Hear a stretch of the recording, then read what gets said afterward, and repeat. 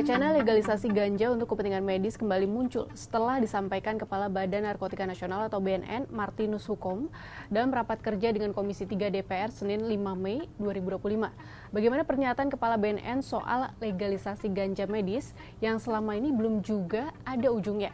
Lalu bagaimana praktik ini di negara lain?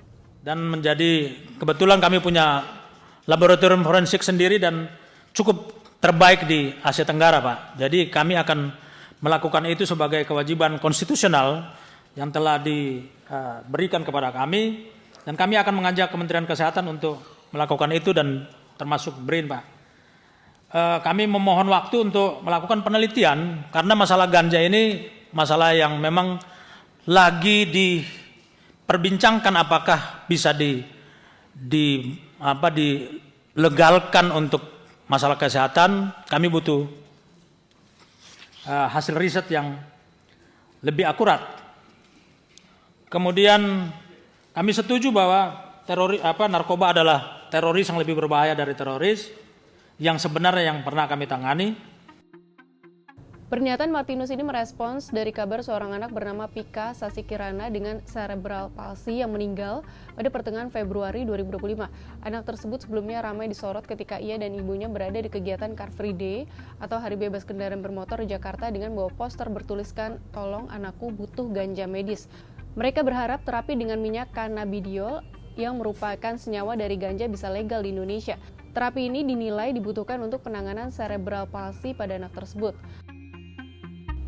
Di Indonesia, ganja masuk dalam narkotika golongan 1 diatur oleh Undang-Undang Nomor 35 Tahun 2009 tentang narkotika. Dalam pasal 8 ayat 1 disebut jika narkotika golongan 1 dilarang penggunanya untuk kepentingan pelayanan kesehatan.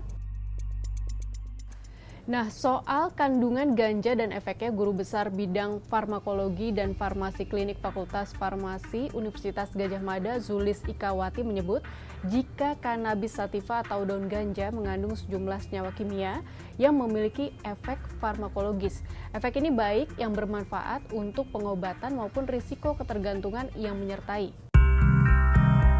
Secara umum, ganja mengandung tetrahidrokannabiol atau THC dan cannabidiol atau CBD. Adapun THC merupakan senyawa utama dari ganja yang bersifat psikoaktif yang memiliki efek euforia, relaksasi, perubahan persepsi, peningkatan nafsu makan, serta efek analgesik. Jika digunakan dalam jangka panjang atau dosis tinggi, senyawa tersebut bisa menyebabkan ketergantungan dan gangguan kognitif pada penggunanya. Sementara itu, kandungan CBD tidak bersifat psikoaktif. CBD memiliki efek anti-inflamasi, anti-nyeri, ansiolitik atau mengurangi kecemasan, dan neuroprotektif atau terapi untuk mengurangi kerusakan saraf. Kandungan ini tak menyebabkan ketergantungan, justru bisa berpotensi membantu mengurangi efek samping THC.